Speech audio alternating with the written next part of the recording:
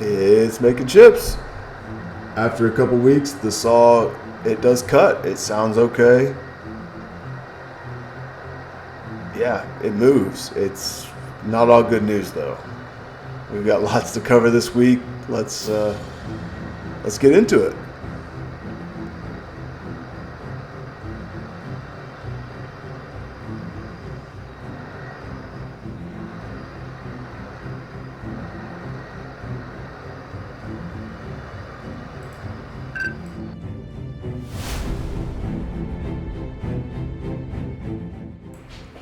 All right, guys, so just a quick recap. This is a Wellsaw Model 8M that I got off Marketplace a couple weeks ago.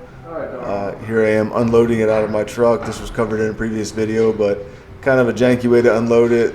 Screwed it to some 4x4s, slid it out, tipped it down, picked it up, roughly at the balance point with a floor jack, drove the truck out from under it. All told, it was unloaded. Nobody got hurt. It worked okay.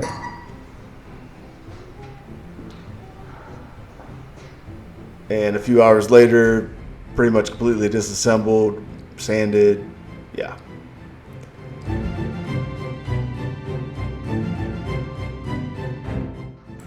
So we're skipping ahead a little bit in the timeline. A lot of the parts were dipped in acid.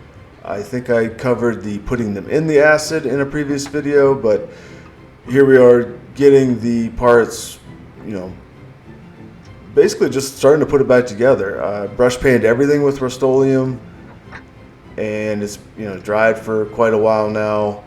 And now I'm just trying to remember where the parts go. I'm time lapsing this because it's a little dull, just me bolting parts on and holding them up and trying to remember which orientation they go in. Everything went pretty smoothly, no big surprises. I tried to grease the moving parts and yeah, just put it back together.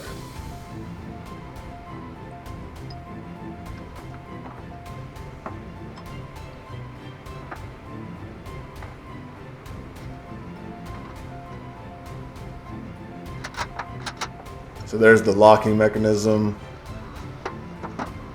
to hold it upright. And I really like this quick lock, the quick vise where you can rapidly adjust it. It's a pretty nice deal.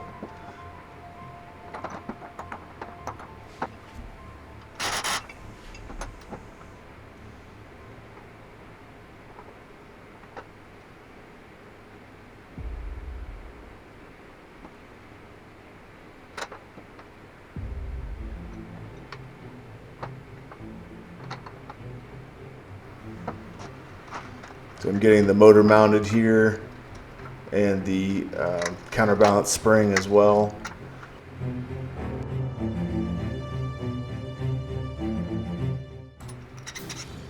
So getting to the fun part, I very much enjoy utilizing arcade buttons into my hardware. I think it adds a touch of fun, and they're honestly really nice buttons in terms of like tactile feel and being large enough to use with gloves. Like functionally they work really well, and also I think they look cool. So this panel incorporates forward and backward jog, which I think is really handy if you're tightening up a blade and getting it set, and then as well as run and stop. And I'll get into why I burned myself with this in a few minutes, but yeah.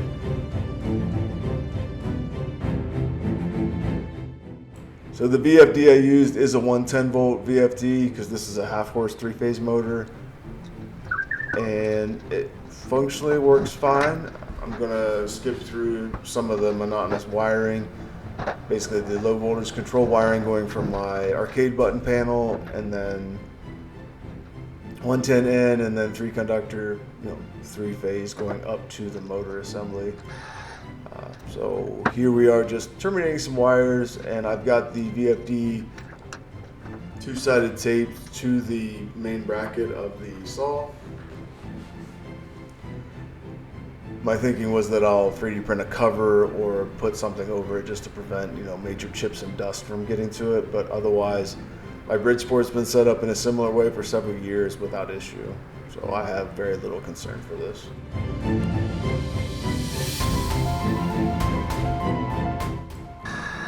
And it spins. The brake settings, the default are no braking applied, so it spins down forever. But I did go into the settings and adjust this, so it spins down in just a couple seconds.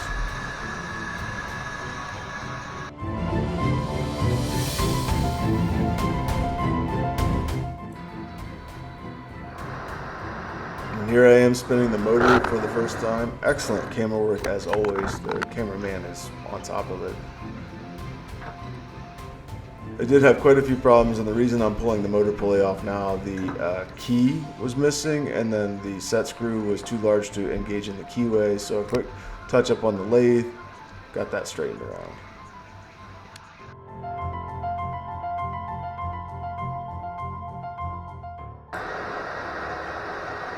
So once again, here's a test cut going into some aluminum bar that I had on hand. So this is with a used blade. That's not helping anything. The alignment's very poor, so it needs dialed in terms of blade squareness and position. It has a lot of adjustment in this, which is really nice. I'm not going to adjust it to a junk blade though. I'm going to get a new blade. That's definitely first on the list of things to get. And this saw definitely needs some kind of like hydraulic down feed where you can tune the down speed. It has the sliding weight, which is great. Ultimately, this saw is extremely power limited. I didn't realize how bad this was going to be, so I'll go over some of that in the conclusion. Like, comment, subscribe if you want to follow along with me on this journey. This is going to be a really nice saw, and it's going to take some work. So we've come a long way. I'm very happy with it. I really like the styling. I like a lot of the features. Functionally, it's a good saw. It just needs a couple of things. I'll go over that in just a minute in the wrap up.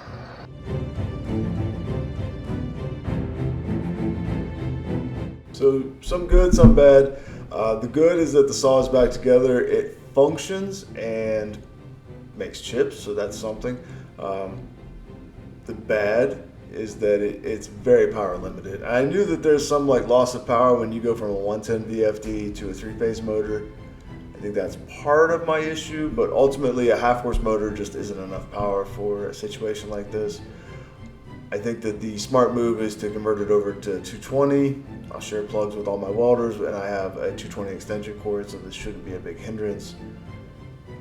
Go to a VFD, a larger VFD, and like say a 2-horse 3-phase motor. The other big issue that I ran into, and this is an oversight on my part because I've done this before, my Bridgeport, for example, it uses a VFD with momentary inputs, meaning you can hit forward or reverse and then it'll run. You don't have to hold the button, it's a momentary input. This VFD doesn't support that feature, so you have to hold the button or turn a switch on. So you could get around that with like a latching relay, but I think the smart thing to do is to get a better VFD, a bigger motor, and of course a new blade.